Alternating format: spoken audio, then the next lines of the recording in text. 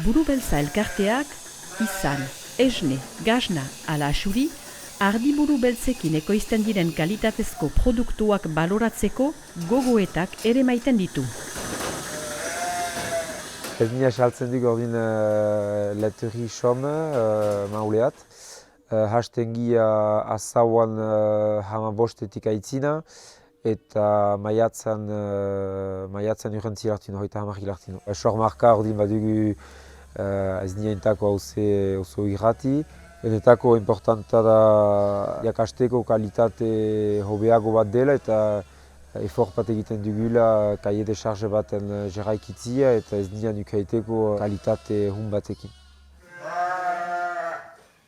Asuriak ekologikoan saltzen ditut Lurberri kooperatifari. Piskat hobekio pagatuak dira asuriak, gero ez da desberdintasun handirik.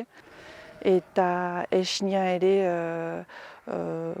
biologikoan Ialarreko gasnategiari.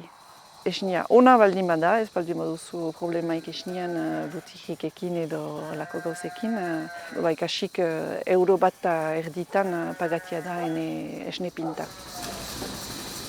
Astapenean beti gaiten nuen ene sistema, etxalde tipia zelako, sistema pixkat fragila zela. 3 urte horien burian, beti ene labeteko paga ateratzen dut azkenian, ene smika egiten dut.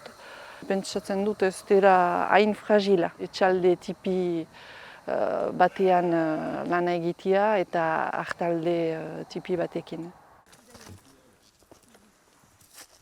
Iaz hasi nintzen gasna egiten, iduritzen baitzait, seurra da hobe balorizatzen duzula esnea, zenta dute prezio honean dela esnea, baina alere hemen etxalde txipi batean gira, biziki erosten dugu kanpotik eta gutxi ateratzen dugu esnearen prezio hortaik. Eta hartako hasi nintzen gasna egiten eta ikusten baitut hobe balorizatzen dutala eta gero plazer egiten baitu finitzea zure produktua etxean eta gero hori saltzea, xuxenki. Eta gero hemen mendian baikira ardiek bazka sano bat jatu dute eta gasnaun bat lortzen da bazka horrekin eta hori ere domaia da azkenean gasnategia handi batek profitatzea eta ez guk, xuxenki. Jendeak ene ustez ez du aski baloratzen lan hori, uste du gasna hola fite egiten dela eta ez duela lan handirik. Gasna una egitea lan handia du, ez baita egun guziz kausitzen ere, beti esnea ez baita berdin eta beti baitu gure arrangurak gasna una aterako den edo ez.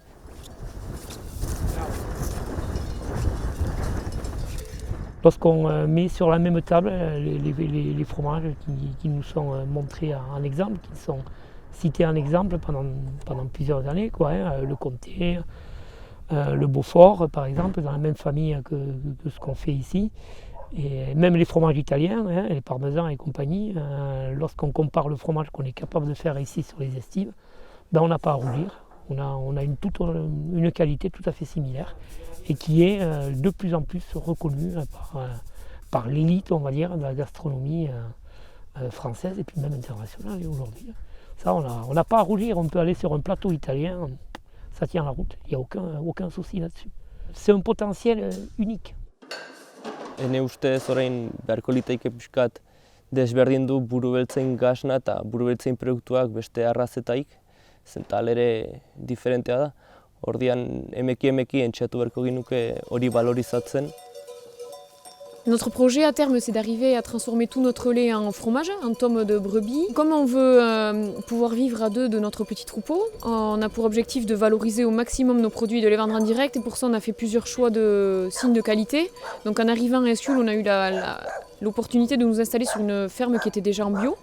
Du coup, on est passé en bio assez rapidement. La petite partie de lait qu'on vend ainsi que les agneaux dans des filières coopératives, elles n'ont pas encore de label bio, mais elles sont dans une démarche et elles cherchent d'autres producteurs pour pouvoir valoriser ces produits en bio. Et ensuite, nous, on est en démarche de labellisation en AOC Osso Irati pour notre fromage, aussi bien l'hiver que l'été. Les fromages qu'on a faits sont vendus en totalité en direct et les agneaux, on aimerait petit à petit augmenter la proportion de vente directe également. Achuien gainen gu saltzen dugu ordin Axuria kooperatiba bat. 10 kiloen altian. Axui ez ni saltzen dugu urtozai da presioa haltzen, eta ordin ez dugu Axuiaekin sos handik egiten, ordin guke elkitzen dugu halbezain zalhe, 10 kilotan heltzen delaik Axuiak saltzen ditugu. Ordin behar da ikiatu atzamaitia nula halden hobeki valorizatzen, hebe gainti saltzeko edo batugu lagune batez, sumait saltzen dugu hola, mena apure 10 bat Axui edo hola. Berko ginuke lan batin Axurienkin azkenean, zenta Axuria ere produktu biziki on bat da eta ikusten dugu ez dela bat ere baloratia. Guk saltzen dugulaik prezio horietan kasik pena ere maiten du Axuriak ere maitea, zenta ez dute deuse balio. Ez da bat ere diferentziatzen arraza eta produktu biziki on bat da, biziki merke saltzen duguna. Eta hor ere lan batin beharko ginuke bai jatetxeekin eta bai ostatu kalitatea saldu nahi duten ostatu horiekin, zenta berezia da bai gasna eta bai esnea bezala, zenta gileko lan hori guztia ere badu Axuriak. L'agneau a des qualités gustatives tout simplement super, quoi. C'est des races anciennes, elles ont cette qualité de viande, une viande très persillée, très goûteuse, très luteuse, c'est pas sec, c'est pas fort, c'est des super viandes tout simplement. Comme beaucoup de races rustiques, délaissées un peu partout en France, et dont on se rend compte l'intérêt aujourd'hui, et puis qui renaissent un petit peu, qui ressortent un petit peu de l'oubli. Il y en a plein d'autres des races comme ça. On a une qualité de viande qui est tout à fait comparable à ces races-là, donc on a des cartes à jouer. Le tout, c'est d'en prendre conscience nous-mêmes, de les mettre en valeur, et puis de les faire porter vers le grand public petit à petit, mais on a des cartes à jouer, c'est tout. Mais il faut sortir de ces schémas qui ont montré les limites aujourd'hui, c'est tout.